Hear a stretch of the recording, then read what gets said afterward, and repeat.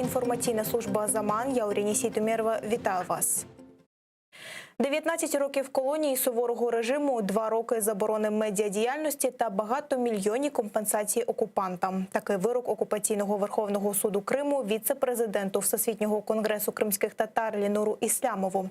Йому закидали одразу 3 звинувачення: створення буцімто незаконного збройного формування, диверсія з підривом електроопор та заклики до зміни кордонів Росії через медіа. Адвокат Микола Полозов вважає судилище переслідуванням за невизнання окупації Криму, а згідно з рішенням ООН, ще й расовим гонінням. Про причини та результат судилища під наглядом пропагандистів далі у сюжеті.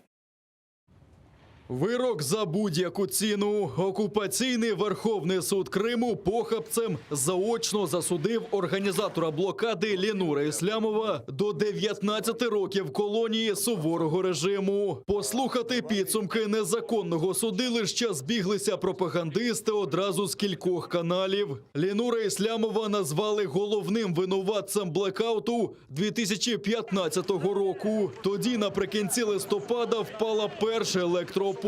Без української енергії на окупованому півострові почалися віялові відключення, зупинка підприємств, транспорту, інфраструктурних об'єктів. Окупант, який бравурно заявляв, що проживе без української енергії, починає хаотично шукати, як підживити півострів. Збитки окупантів багатомільярдні. Сьогодні від Іслямова вони вимагають більше 50 мільйонів рублів. За іншими позовами ще більше мільярда. На додачу звинуватили ще й у створенні незаконного збройного формування. Втім, адвокат Микола Полозов впевнений, жодного юридичного підґрунтя в закидах немає. На мой взгляд, суд абсолютно не учел те поправки, которые были приняты Государственной Думой и подписаны президентом Путиным относительно частичной декриминализации статьи 280 прим, по 6 эпизодам которой его обвиняют. На мой взгляд, преследование по данной статье является ничем иным, как преследованием Линура Іслямова за выражение его собственного мнения относительно оккупации Крыма. Позиція самого Іслямова відома, але окупаційний суд її очікувано проігнорував. Організатор блокади хотів взяти участь в судилищі відеозверненням. Всі закиди окупантів вважає нікчемними, оскільки незаконно на українській території перебувають лише російські окупаційні війська. Создание незаконного вооруженного формирования. Гражданское формирование «Аскер» создано по закону Украины и на территории Украины. Все уставы, все документы у нас имеются и присутствуют. Незаконное нахождение ваших войск на украинской территории. Росія має піти геть з Криму, і Лінур Іслямов публічно про це заявляє. Окупанти ж вважають це замахом на російські кордони і навіть розпорядилися заборонити Іслямову виступати у медіа впродовж 2 років. Абсурдні закиди і вирок він відкидає. Непризнание российского статуса Крыма. Я действительно его не признаю и никогда не признаю. И не только я, а весь мир так говорит, что оккупированный Крым – это территория Украины. Точка. Я стоял и стоять буду на том, что Крым мы должны освободить. На сегодняшний день он оккупирован. И если нужно будет, мы все положим головы, но вас там не будет. Похабцем сфабрикована справа – це продовження системних репресій проти кримських татар, переконаний адвокат Микола Полозов. Цілеспрямовану позицію дискримінації корінного народу вже засуджували в ООН, але держава-окупант і далі це ігнорує. Различные, скажем так, уголовные преследования крымских татар являются целенаправленной политикой дискриминации. Россия до сих пор не выполнила решение Международного суда ООН, связанные с наличием в действиях российских властей нарушения Конвенции о ликвидации всех форм расовой дискриминации по отношению к крымским татарам. Поскольку Линур Іслямов является этническим крымским татарином, то этот приговор также ложится в общую канву дискриминации крымских татар російськими властями. Першою на вирок окупантів відреагувала уповноважена Верховної Ради з прав людини Людмила Денісова. Вона закликала світ тиснути на державу-окупанта і покласти край системним репресіям проти українських громадян. Наголошую, що від початку цього ганебного судилища Ленура Іслямова позбавили права на справедливий судовий розгляд справи, доступу до правосуддя та ефективного юридичного захисту, що є прямим порушенням статей 6, 13 Європейської конвенції з прав людини. У День захисту прав людини закликаю міжнародну спільноту відреагувати на кричущі факти репресій країни-окупанта стосовно українських громадян та посилити тиск на Російську Федерацію. Ще від початку незаконного судилища адвокат Микола Полозов називав засідання формальністю. Головне – пройти всі судові інстанції окупованого Криму та Росії. Наступний крок – оскарження вироку в Європейському суді з прав людини. Владислав Стужук, Заман, АТР. Тимчасова окупація Російською Федерацією Автономної Республіки Крим та міста Севастополя стали причинами зафіксованих серйозних порушень і зловживань, скоєних по відношенню до мирних жителів Криму. Глава Меджлісу кримсько-татарського народу Рефат Чубаров у День прав людини нагадав про їх порушення в окупованих Криму та Донбасі. Це позасудові вбивства, насильницькі зникнення, політичні переслідування, незаконні арешти, посягання на свободу висловлювання, релігії та право на мирні зібрання. Голова Меджлісу закликав покарати всіх винних у протиправних діях проти громадян України.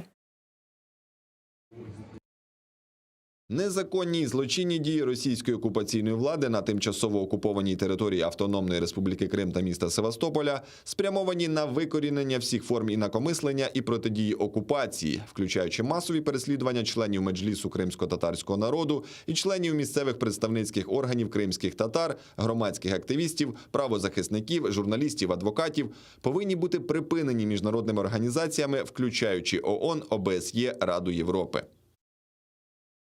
Україна розраховує, що Молдова буде брати активну участь в створенні платформи по деокупації Криму. Про це сказав міністр закордонних справ України Дмитро Кулеба під час візиту до Кишинева. Він подякував Молдові за підтримку територіальної цілісності і суверенітету України і нагадав, що Київ також підтримував Кишинів в питанні придністровського врегулювання. Дмитро Кулеба, я дуже вдячний Молдові за послідовну підтримку територіальної цілісності та суверенітету України. Україна так само послідовно завжди підтримувала Молдову в питанні придністровського врегулювання. І ми будемо і надалі спільно працювати над проєктами і зусиллями, які сприятимуть відновленню територіальної цілісності наших країн. І в цьому контексті я сьогодні поінформував свого колегу про українську ініціативу щодо створення Кримської платформи. Ми розраховуємо на активну, конструктивну участь Молдови в цьому форматі. Третій день поспіль в Україні одужують більше, ніж захворюють. У Міністерстві охорони здоров'я кажуть про 13 371 інфікованого минулої доби. Ще 266 пацієнтів померли внаслідок хвороби. Одужали 13 903 людей. Ситуація з поширенням COVID-19 стабільна і контрольована, заявив міністр охорони здоров'я Максим Степанов. Він впевнений, що ураганну хвилю поширення хвороби вдалося приборкати завдяки карантину вихідного дня. Втім, щодня фіксують більше 13 тисяч нових випадків, а це тримає систему у напрузі, каже міністр.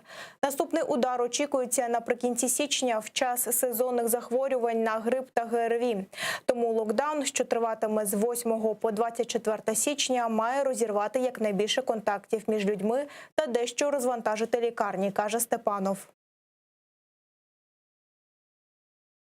Всі проведення новорічних свят, ми розуміємо, що вони теж дадуть такий певний спалах і збільшення кількості захворівших.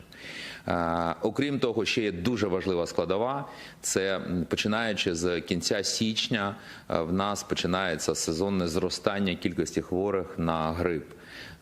Це в нас відбувається кожного року і це додаткове серйозне навантаження на медичну систему.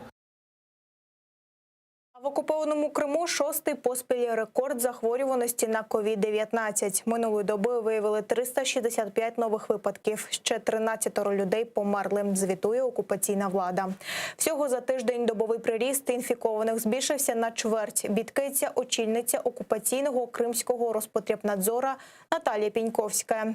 Тому готують жорсткий карантин, а місцеві мешканці публікують фото черг до кримських лікарень. Зокрема, в окупованій Керчі жаліються на брак місць в лікарнях. Швидкі ігнорують виклики, а пацієнтам ставлять будь-які діагнози Крим COVID-19. На Донбасі 9 вогневих провокацій. Російсько-окупаційні війська тричі відкривали вогонь по наших позиціях з гранатометів різних систем та стрілецької зброї. Гатили неподалік Талаківки в районі населеного пункту Водяне та Авдіївки. Для коригування вогню зі сторони населеного пункту Мінеральне ворог застосовував квадрокоптер. Українським воїнам знадобилося всього декілька пострілів зі стрілецької зброї, аби після перетину лінії розмежування збити БПЛА противника. Бойових втрат і поранень серед українських захисників унаслідок ворожих обстрілів немає. Також нашими захисниками виявлено факт інженерного обладнання позицій противником у бік українських підрозділів в районі населеного пункту Водяне та Луганське. Біля останнього противник здійснив для цього 3 підриви з використанням зарядів розмінування. Про зухвалі та підступні дії російсько-окупаційних військ негайно було повідомлено представників ОБСЄ. Це все на цю мить. Вже за кілька хвилин ефір продовжить моя колега Гульсум Халілова, а о 21-й дивіться «Заман» кримсько-татарською Шевкетом Наматулаєвим. Будьте здорові, до зустрічі!